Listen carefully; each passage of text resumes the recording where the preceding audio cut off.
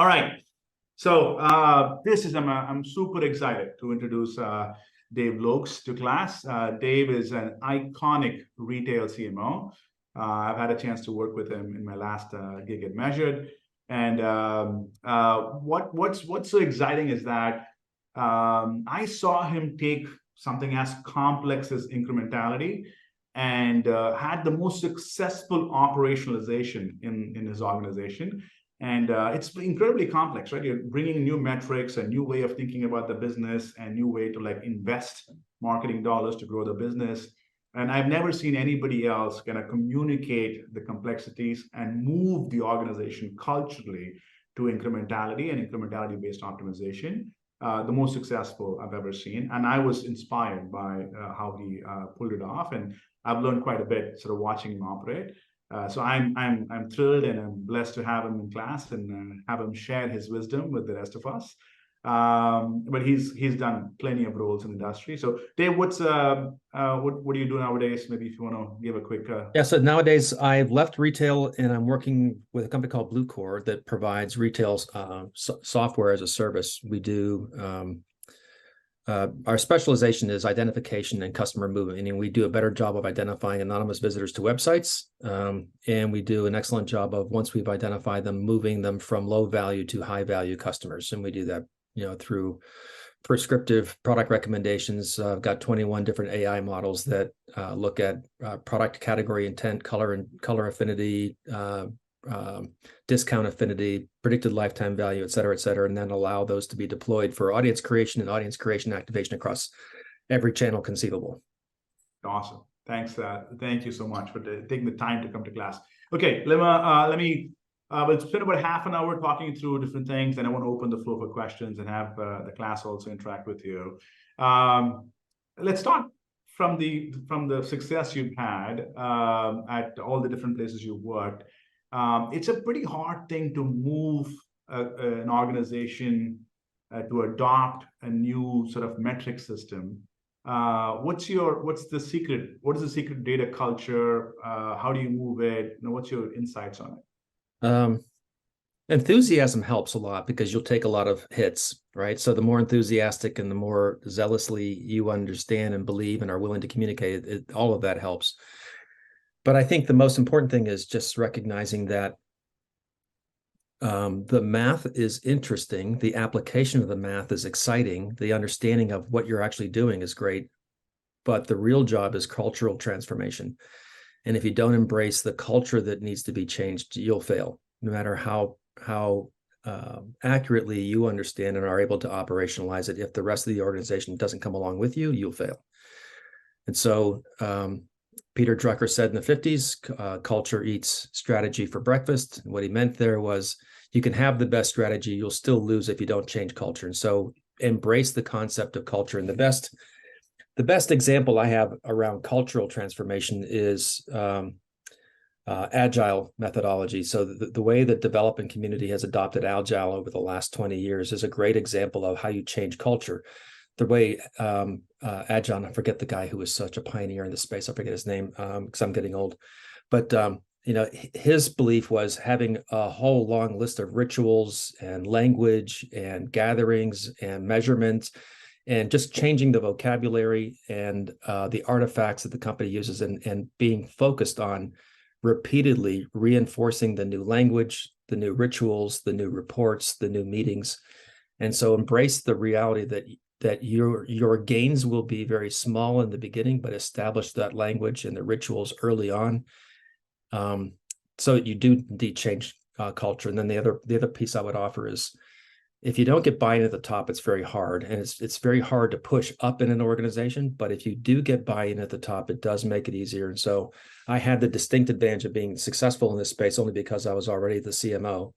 And had a peer group my peer group was executive. So I had a small group of a small audience to influence, and then the rest of the organization came along.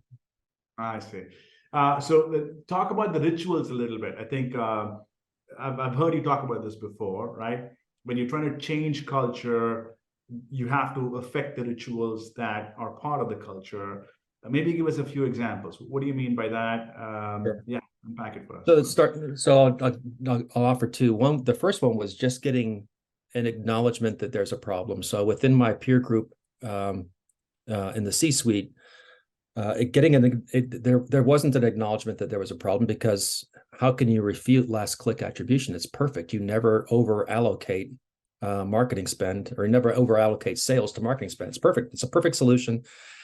And so you need to just conversationally begin to storytell. And the storytelling was, who's your favorite retailer? My CFO at the time, his favorite retailer was Cabela's. And I said, okay, great. I've never shopped at Cabela's. I was alive. I've also shopped at Cabela's, but I said, I've never shopped at Cabela's. You have. If Cabela's puts an ad in your Facebook newsfeed and they put an ad in my Facebook newsfeed, who's more likely to buy? He goes, well, I am, because turkey season's coming up and I got to buy shotgun shells. I said, okay. So you're more likely to click on it than I am, because I've never shopped there. I would think, what the hell is this ad? I don't like this ad. So I'm not likely to buy. So if we both buy, though, if we both see the ad and we both click and we both buy, who's more incremental? Who's actually adding growth to Cabela's more, you or I? He said, I guess you would be. I said, exactly. So if we want to drive growth, we've got to put our brand in front of people who are less likely to click. So there's this kind of weird inverse relationship between clicking and incrementality, right? Yeah, I guess you're right. So getting an acknowledgement that there's a problem and just kind of storytelling their way through there. I said, if we continue to use last click, we'll continue to get great click attribution, but it's a little bit like standing outside an airport and asking, where did everybody come from? And they all answer the baggage claim. It's not very insightful, right? So we need to find out where our new customers are coming from. And so we need to have a better method to do this. And I have an idea. I want to take a single campaign in Facebook, and I want to put a 5% holdout in there. And I want to deliver messages to 5% of our addressable audience that don't actually advertise our brand. Right. And I want to compare the sales per thousand impressions versus the sales per thousand impressions of those who do see advertisements for our brand. And then I can get a lift, an understanding of the lift. And then we can begin to look at what's the performance of all of our campaigns relative to that lift, and begin to spend only on the incremental. Right. So storytelling and getting an acknowledgement that there's a problem is the first step. Now from rituals is like, so we now have a problem. Yeah. We now have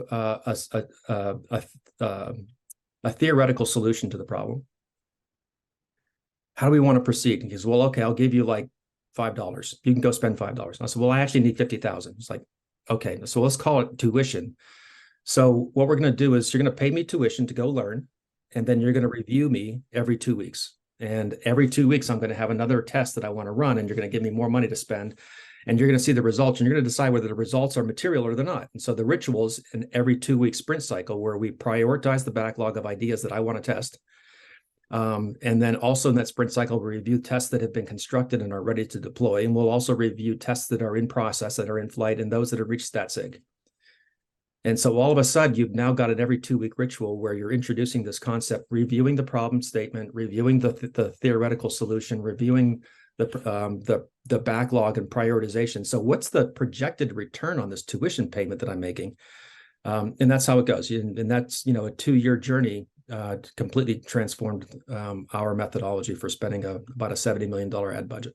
Wow. So when you get results there, Dave, I'm sure not all results kind of lined up with your intuition of what the media was doing for the business.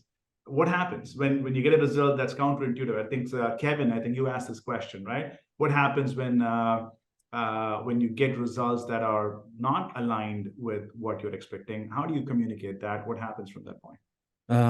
It's actually really common. Now that I'm with Bluecord, I'm working with hundreds of clients, not just one employer, one retailer. I'm working with hundreds. I see this all the time, counterintuitive results. And the first thing we can do is we can continue to run the test well past when the stats guys tells us we've reached stat sig. We'll continue to run the test, and it's kind of like, I can't believe this is true. Something must be wrong. And you start diagnosing what could possibly be wrong with the test.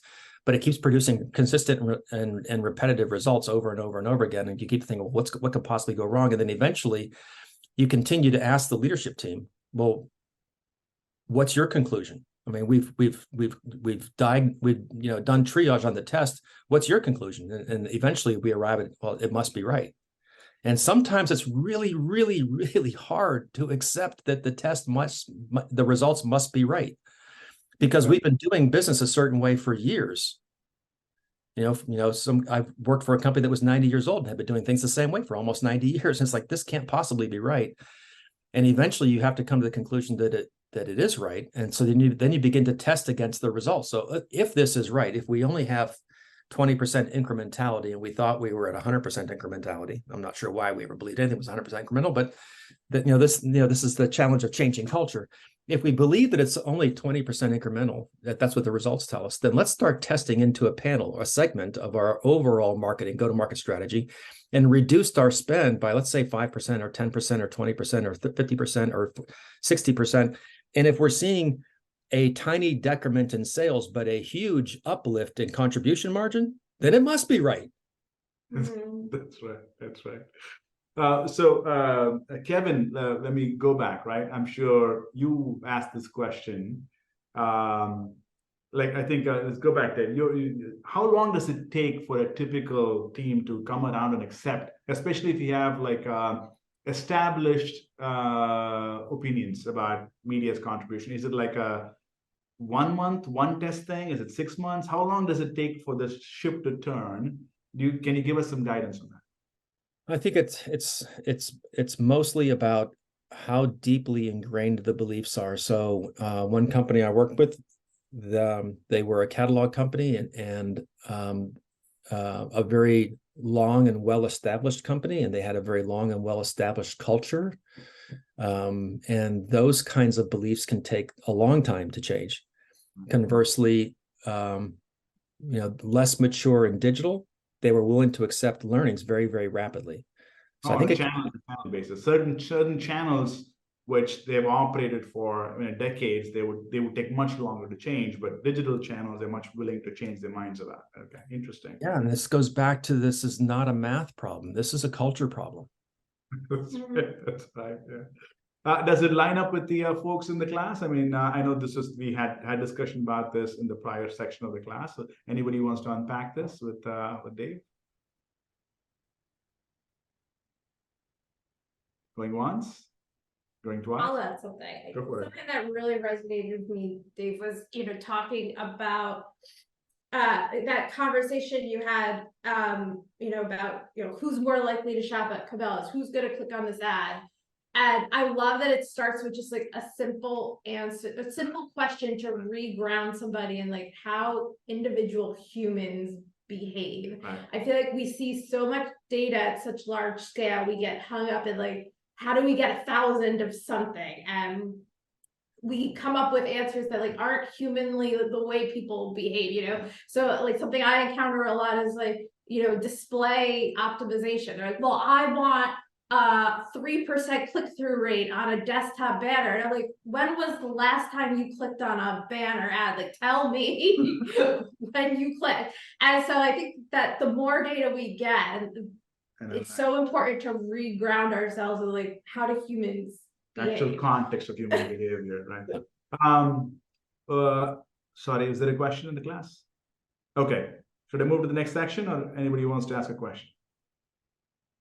Okay, all right. So I know, Dave, you have a playbook for incrementality, right? When we work together, there's so many times you had a clear math model in your head that you would run through around how to acquire customers incrementally, how to measure the lifetime value of those customers, and then what is the contribution margin overall, and then is there a flywheel, and eventually is the business now a flywheel because of that? And it was fascinating for me to learn that from you. I'd love for you to teach the class that. What is the Dave Lokes incrementality flywheel? Can we Sure. that?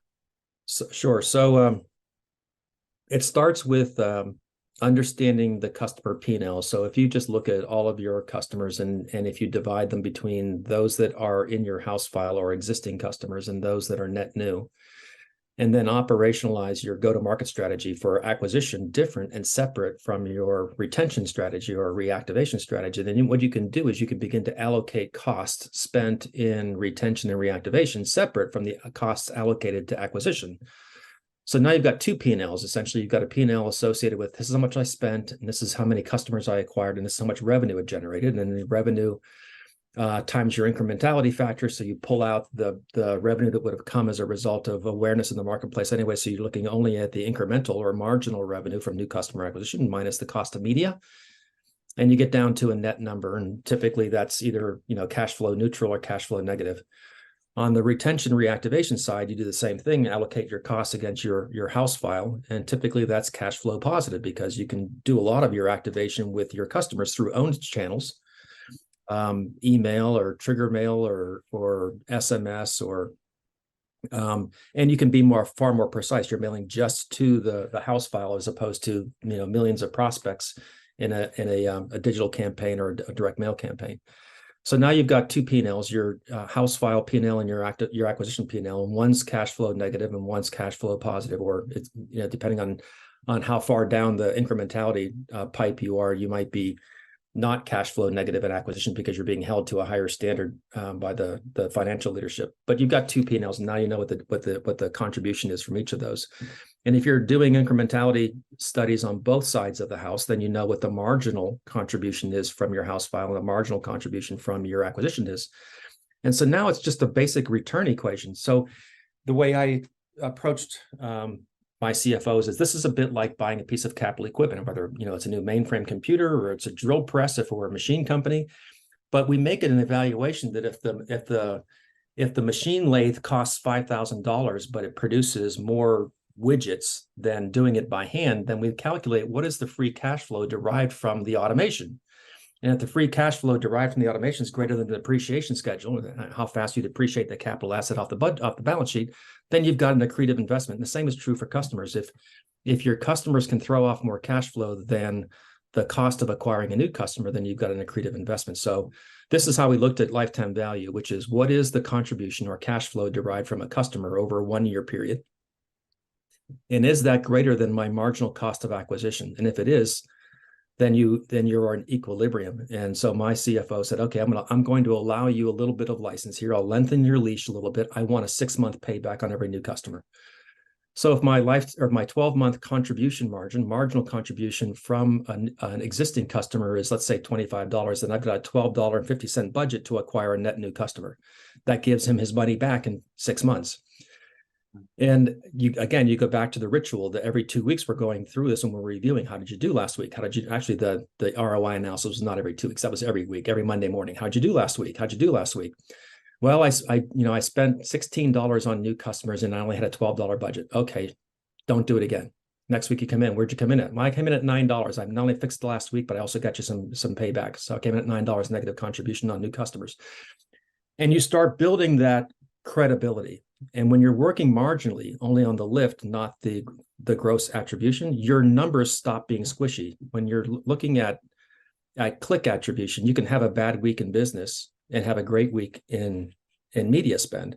But and whenever those two things happen, hey, we came in, we kicked ass, we had a 4x ROI, 4x ROAS last week. And the business tanked by 5%. It erodes credibility. But when you're always working marginally, you are on the same page and your numbers are credible and they're hard and they're durable in this light of scrutiny from the financial organization. And so after several months of coming in every week and saying we're testing this week and this is what we hope to prove, and you come in.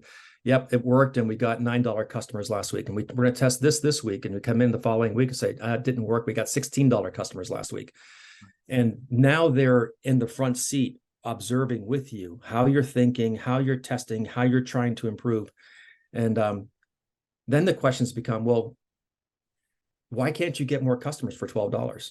And it's because I'm tapped out. I can't grow in this channel more. I've got to go experiment in more channels. So what are you going to do next? Well, I'm going to do TV next. TV, isn't that expensive? Well, there's a way that we can do TV through the internet now. It's called connected television. We can try connected television and measure it the same way. Okay, let's see how that goes. You come in the next week and say, oh, we got $6. Holy shit, you got $6 customers last week? And then, so now the finance team is in the front seat and they're rooting for your success. And what's really happening here is you've taken on the posture of a company who's borrowing money on a revolving line of credit from a bank, and the CFO is your banker. and the CFO is giving you enough money to buy customers at $12 per customer. And as long as you pay it back in 6 months, then he wants to lend you more money. Yeah. And so you go from someone who's taking money and is a cost center. Over time, it doesn't happen overnight. It took me 2 years, but over time, you arrive at a destination where you are one of the bank's best customers because you're borrowing money and paying off the note on schedule every single time. And now the bank is trying to find more ways for you to lend you money. So that's kind of the flywheel story, is understanding what is the marginal throw off from every new customer. What kind of margin are you throwing off from every new customer over time? And then balancing your acquisition cost against that. Where it gets really interesting and really fun and amazingly transformational for your company is when you begin to look at how did my very best customers look when they were early in their life cycle? What kinds of things were they buying? Where was I finding them at? Yeah. And then you start investing in acquiring future high value customers because you know what your existing high value customers bought early in their life cycle. Now you begin to really target your spend with the specific intent of acquiring future high value customers. And then it gets even more interesting when your merchant organization buys in and says, I understand what you're doing now. If we want to really grow this company, I need to find more merchandise that attracts more high value customers for us. And now everyone begins to get online and become customer centric in the organization. Beautiful. Fantastic. What a great story. Great story. Yeah. It's a playbook, right? This is the playbook I saw Dave actually implement, and very successfully. And a lot of you, the class asked questions about how do I bring my stakeholders along, especially finance stakeholders along if you're in marketing. Well, here is a playbook, right? Here is how he did it. And you can kind of see how he's bringing his finance stakeholders along for the ride through rituals, setting up those rituals, and working those rituals to get them aligned, which is the best playbook I've ever seen people talk about. I will pause right there. If there are any questions to Dave, let's take them on this before we go to the next section of his lecture. Go for it. Yeah, I think again, I was blown away by being able to do this week over week and connecting your marketing, whatever metrics, and like getting the finance folks on board. My question is actually more related to be able to get a media mix model and empty output, so many different models and outputs and different cadences, and saying we're doing this week over week. That playbook must be, what kind of playbook is that? Is that like a big tool? I think that what he's using the multipliers, right? Fundamentally, what he's doing is he's running the media mix models to get the multipliers. The multipliers are now static. You can apply them and get daily reporting, weekly reporting, whatever, right? You don't have to run a media mix model every month or every week.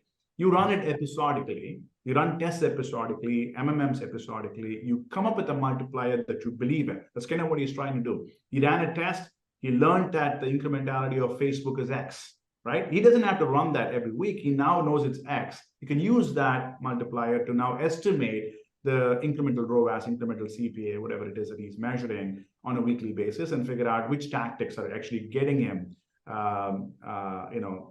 ROI positive customers on a weekly basis. Now it's all about strategy. Now it's all about marketing strategy, creative strategy, media strategy, and identifying what's working, what's not working, much like you would do in last click, right? Except you're using a different currency, the incrementality-based currency, advanced attribution-based currency to make those decisions, right? That's the part, that's the leap that you have to make, right? Yep, that's beautifully explained. My tool was an Excel spreadsheet. That's right. It doesn't have to be super complex. It can be a very simple technology and tool, but the thinking is elevated, of course. Okay. The last section for this is about leadership, Dave. I think we talked about culture and culture change. We talked about your flywheel. How do you think about the flywheel, and how do you define the flywheel in unit economics terms?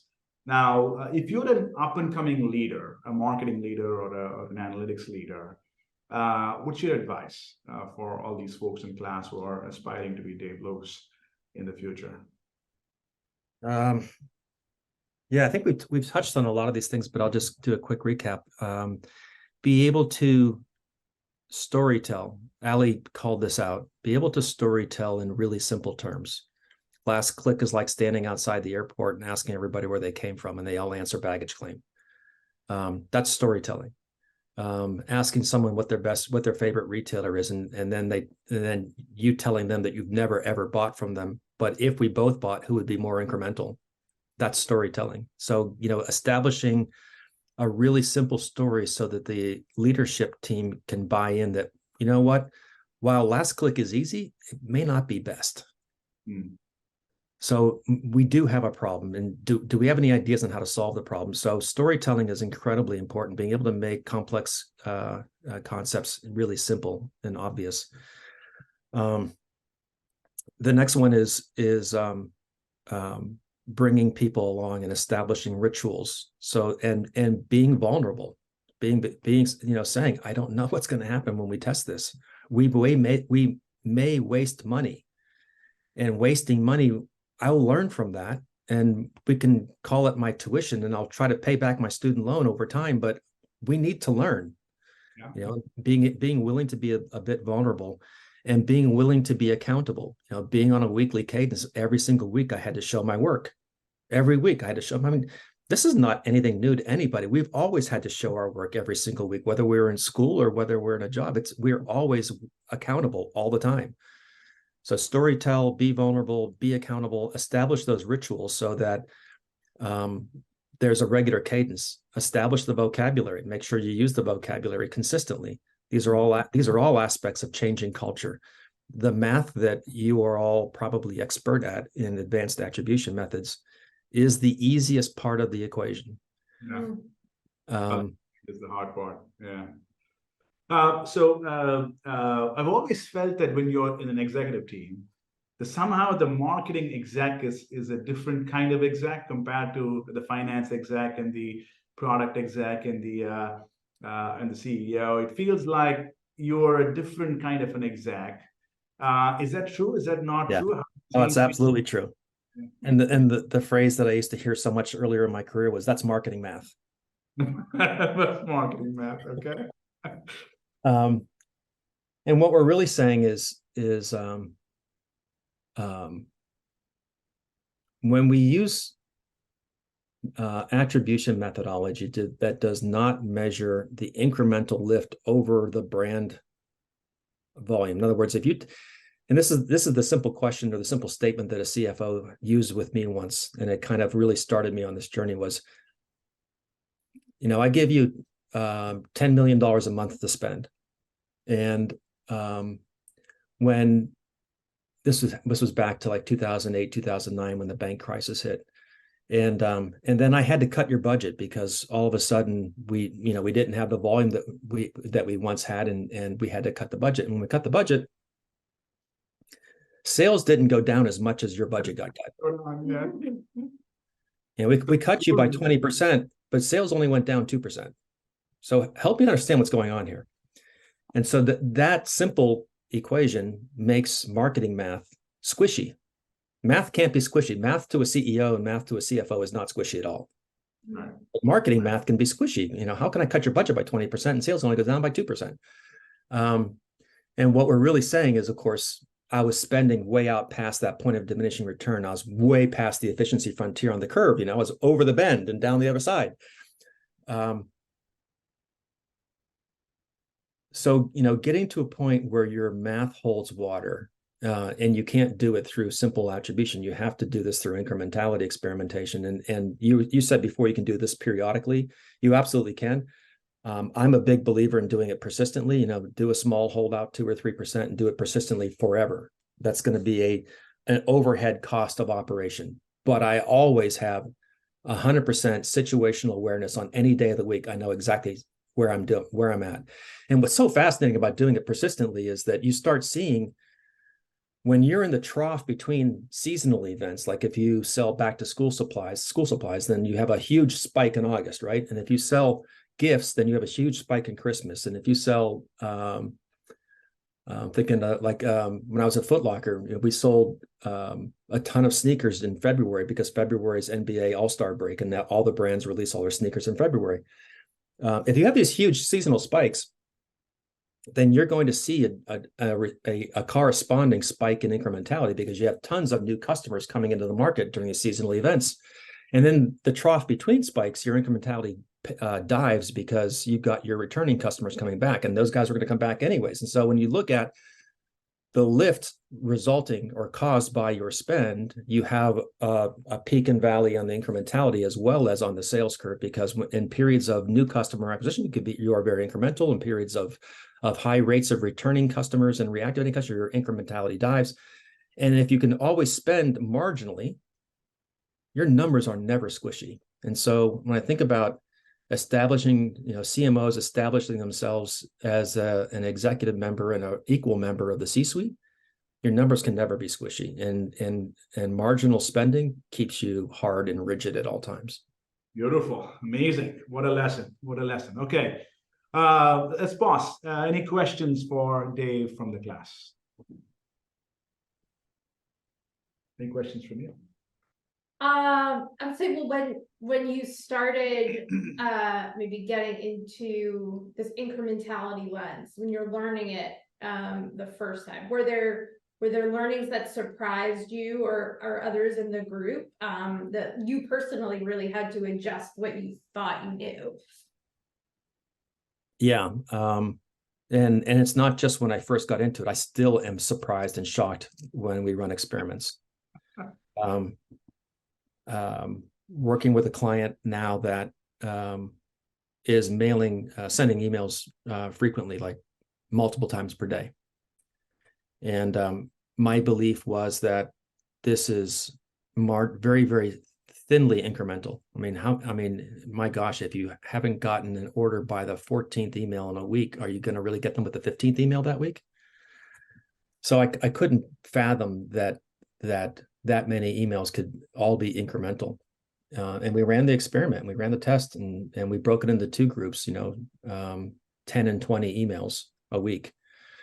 And the 20 emails actually produced more sales per customer per week than the 10 emails per week at a customer level. It's like, that makes no sense to me. And it wasn't small, it was big. It's like, that is confounding to me. But then we also saw that the opt-out rate for brand new to file customers, not for existing, but for brand new to file customers, the opt-out rate was like 40 or 50% higher. And so now we learned something, that existing customers, mature repeat customers, are willing to have that many emails in their inbox. And it's a bit like outdoor advertising. You see emails in your inbox all the time, and they're not a nuisance to you. It's just like passing a billboard. And when it's occasionally, if it's on the top of your inbox, when you go into your email, you click on it and you place an order, and that drove incrementality. But for brand new customers, they were like the hair blown back 20 and their opt-out rate was very, very high. So now you're getting into an equation of what's the incrementality of mature customers versus, if you can understand what the incrementality of mature customers, now you've established a marginal lifetime value of customers who are receiving email. So now you can multiply the marginal value times the opt-out rate of new customers and see what the long-term enterprise value loss is by mailing at this level. Now we make decisions about onboarding differently to see if this is going to be a long-term customer or not. So it becomes more complicated, but nonetheless, it was shocking to see shocking to see that kind of a lift at that volume of contact frequency. So yeah, you see this all the time. You will always enter every experiment with preconceived notions, and sometimes those are carried through, and sometimes you get like gobsmacked. Amazing. And also, like, you can see how he is calibrating his understanding and going back to learn more, and then getting a better understanding of consumers. And we're, at the end of the day, trying to understand human behavior, which is never going to be something that you achieve. Always going to be trying to learn better and deeper insights about consumers. Kevin, go for it. Yeah. One of the things that kind of drives me crazy as someone with a little bit of good experience in like product data science is it's not just rolling out a feature, it's also the UX of the feature. There's certain details that can make something successful versus not, like the color of a button can make it successful versus not. And I think one of the things that drives me a little crazy about marketing analytics, marketing data science, is a lot of times we aren't even looking at the message. We're literally just looking at dollars to return. And to me, it's like, well, what was the message? What was the creative? And to me, that's something that, maybe the OTT didn't work this time, but what was your message? Well. And so that's something that I have trouble kind of. So Dave, did you end up doing a lot of creative testing? How did incrementality and creative kind of overlap with each other? Oh my gosh, huge, especially with meta properties. Meta is the best I can figure. Meta's looking at what you're willing to spend, what your optimization variable is, whether it's a store visit, an app download, an online purchase, or whatever. And then the third and most important variable they're looking at is what kind of engagement are you getting from our users? And if you don't get great engagement from Meta users, in other words, you're putting an ad out there that's dumb or boring, and people don't see it, then they're not going to engage with it. And if it's offensive, which is this is a little rant on Meta, if it's offensive and creates a lot of negative feedback, they'll give you great distribution. And if they love it and share it and comment on it, they'll give you great distribution. But if they ignore it, you don't get any distribution at all. And so now you realize that, wow, creative is actually the most important variable. It's even more important than like loading audiences of your best customers as a seed audience to build a lookalike audience from. Good creative to a broad audience is more effective than a great seed audience for lookalike audience building.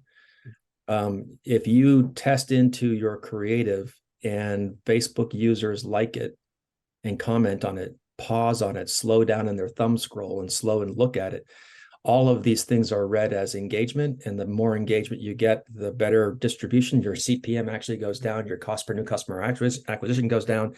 And so what we learned through kind of backing into it kind of way was that creative was the most important variable, more important than, and it's from a marketing person who spent his life doing list development, it's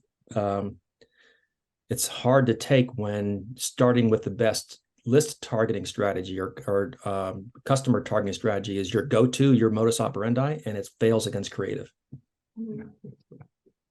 Randall, if you want to ask your question, go for it. Yeah. Hi, Dave. So I'm coming at you from the agency side, and lately it's been a lot of kind of discussion about our clients who are all last click, which understandable enough, but awful. And so we've been getting a lot of pressure internally to get them moved on to something that's not last click, because essentially we're billing based off of the amount we spend in paid search and paid social. And obviously we're not getting jack shit for Facebook credit. So I guess my question for you really is, knowing how media mix marketing is built using all channels and not just the ones that we own, what would maybe your appetite be on the brand side of an agency trying to get all your data so that we could then try and prove out our channels are doing well and you should spend more money with us? That's kind of where this comes down to for me, where it's like, that's kind of a hard sell.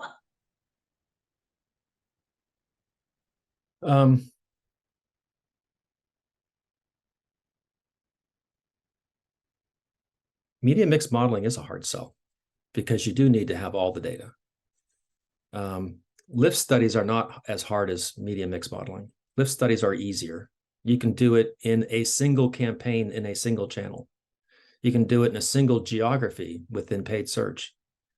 Lift studies are just inherently easier to execute, and lift studies tell you the same story as mix modeling does with 10% of the effort. And I go back to my earlier comment about storytelling. If you love Cabela's, and I've never shopped at Cabela's, and we both get served an ad, and who's more likely to click on it, you or me? And the answer is invariably you. But if I buy, I'm more incremental. That simple story is only discoverable through lift studies. You don't need to have all the data of all the channels. You can do it with one campaign in one channel. And that starts the journey. And you recognize that, it's going to be a journey. It's not going to be a Hail Mary pass and a spike in the end zone. It's going to be picking up first downs, or use a baseball analogy. It's getting on base and bunting them to second. You got to play small ball, and then eventually the language and the culture and the rituals take over, but you've got to have a small example in it. So it's really, really hard to start with mix modeling and deliver a small proof point. Randall, is there a reason why you can't do lift studies as opposed to media mix models? I think the biggest pushback we tend to get is that, if we do a test in Google, then we're not necessarily accounting for anything else happening in every other channel that they're running, or any seasonality or promos, et cetera, et cetera, et cetera. It's just this one test worked this one time for this one client at this one point in time, which is fine. And it would kind of give us a data point to say, spend more, spend less in that channel, and then keep testing, iterating, et cetera, et cetera. But that's then going to require them to, not necessarily require them to spend more, but that being the goal and how we bill, I think we'd be a little tentative if it says, you're spending too much, or we don't want to spend more, because then we would have to pull back.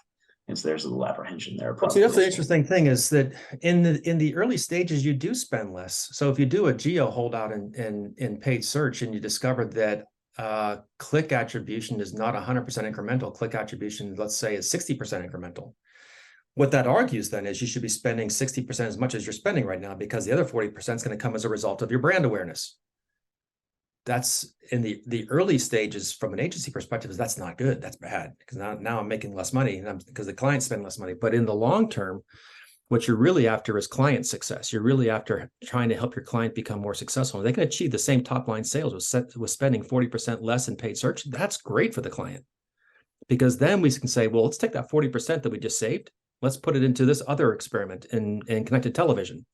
And you start growing the whole pie. So rather than worrying about collecting your paycheck on one channel, you want to grow the client's pie so their business grows, and they're going to spend more, because typically retailers are going to manage spend on a percent of sales basis, whether it's 5% or 10% or whatever, depending on the company. If you can grow the business, your billings will go up. And so you got to take maybe a longer term view. Thanks. Beautiful point. Mike, you have a question? Yeah, Dave, you were talking about always being surprised by a test result to one degree or another. And, I would say in virtually all cases, experimentation, regardless of the result, leads you to some learning that invites follow-on experimentation or iterative experimentation. But sometimes you'll encounter narrow-minded or biased stakeholders who will look at the test as if it's a one-off referendum on a given variable, channel, platform, etc. I imagine you've come up with ways to deal with that. How do you get past that hurdle? Yeah, believe me, I don't want to sound like I know it all, because I have made tons of mistakes in this regard. I've made some terrible faux pas, because sometimes you're just arguing for permission to prove something once, because if you can get permission to test and prove something once, you think you have won the battle. And you fight so hard for permission to do that. And then when you come back and you say, see, I proved it, the arrogance can preclude you from getting permission again. And I've made mistakes in this area. I've come back spiking the ball in the end zone saying, see, I effing told you. And you got to realize that that what we are after is, it's like, dude, I'm on a diet right now. I was at 215 pounds. I'm 5'10". I was at 215. I'm down to 190. So I'm feeling pretty good about that. But it's taken me 6 months, and I now eat 2 meals a day. The point I'm making here is none of what we're talking about is a one and done. All of it is a change in culture. It's a change in lifestyle. Diet is a change in lifestyle. Moving to incrementality attribution from last click is a change in culture. And you've got to realize that your wins in the beginning, my first week wins was 1 pound. And then it was 2 pounds. And your wins in the beginning are going to be small, but you set the expectations. And I've made this mistake and not done this well in my past. And I've made horrible, I've had things blow up in my face because I didn't manage expectations correctly in the beginning. And so the biggest piece I can tell you is, I've said this over and over again in this talk today, is you're changing culture, and culture is resistant to change. The very nature of culture, the very definition of culture is the norms of a society. That can only be a norm if it's resistant to change. Otherwise, it wouldn't be a norm. It'd be a fad, right? So if you go into this knowing you are changing norms of society, these are resistant to change, it's going to be a long slog. Right. Yeah. Awesome. Great. Thank you. Okay, one last question before we let Dave go. Anybody want to ask a final question?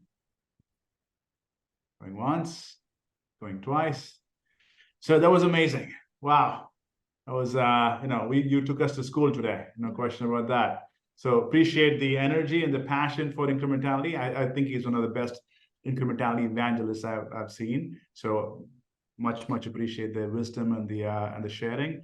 Hopefully we'll have you back in class someday and talking about other use cases and case studies. So, but thank you so much for taking the time to come to class. Thanks, guys. You are privileged to be hanging out with Madan. He's the smartest guy I know in this space. Thank you, sir. Appreciate See you it. all. Thank you. Thank you. Okay, guys, we've got about 9 minutes before we wrap up our 3.5-hour marathon session. Okay, any questions you want to ask from the prior media mix modeling section, or anything else you want to talk about with respect to access, class, recording? I think there may be a few questions here before we give a break for the class. I've been hearing about the Tuesday class that Mari will take. Is that something? Because I've only got Monday, maybe Monday, Wednesday, and Friday on my calendar. Is that something for like data science folks, or how do?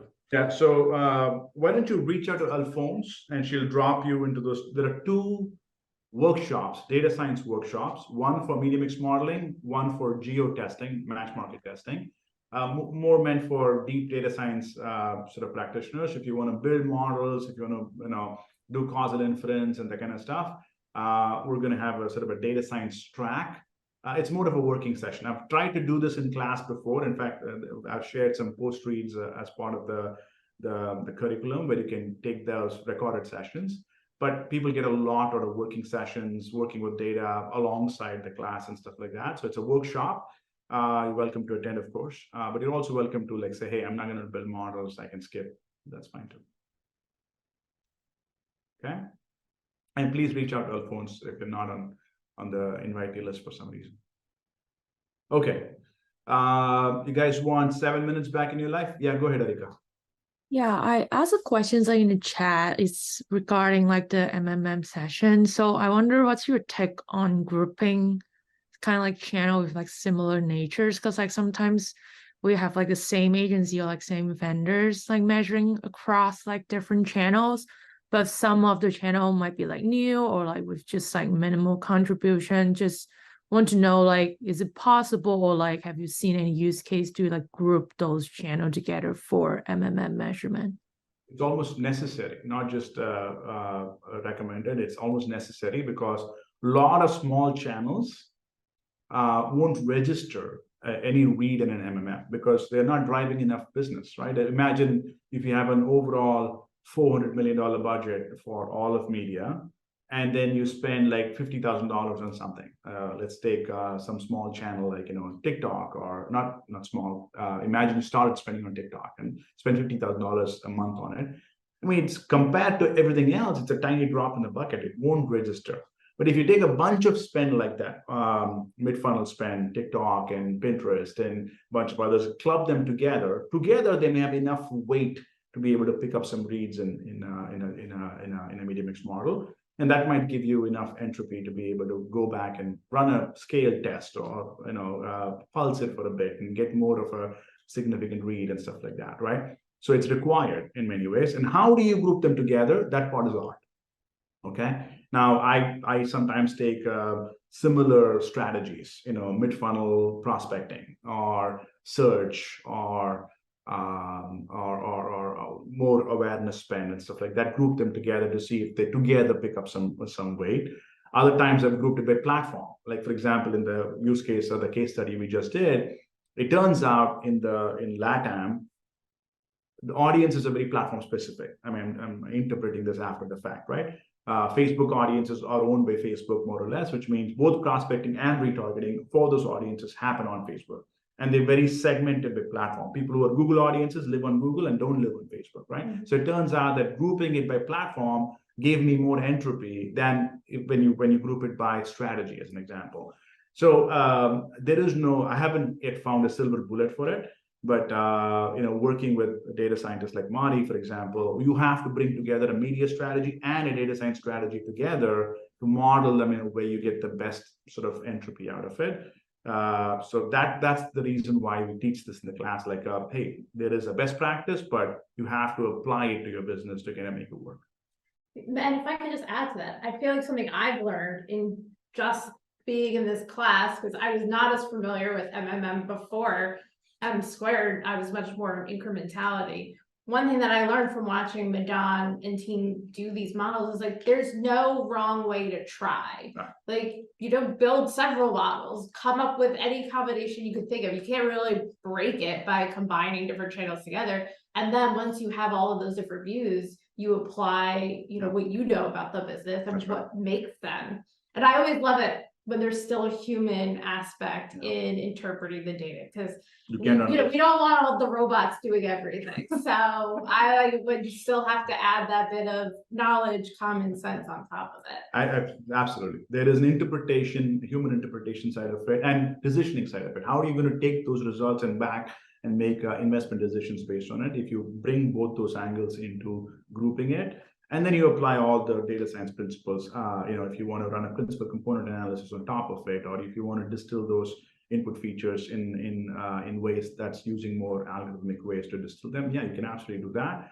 But having done this enough number of times, we haven't found one single way that just solves the problem for everybody. You have to take a sort of a heterogeneous approach to combine the variables in a way that makes sense. Okay, pause. Anything else? Going once, going twice. Okay, I'm going to ask one same annoying request. Please give us feedback. There is a survey in the Slack channel. We of course use it diligently to understand what's working, what's not. Please take 3 minutes and give us feedback. It's just one question or 2 questions. So really appreciate it if you take the time to fill it out. Okay, I'll see you in class Friday. Again, one more packed class. Take a good night's sleep. It's going to be another dense class with a lot of material to cover and great speakers again. So I'll see you guys back on Friday. Thank you so much. Thanks, Madan. Thanks, guys. You. Thank you. Thank you.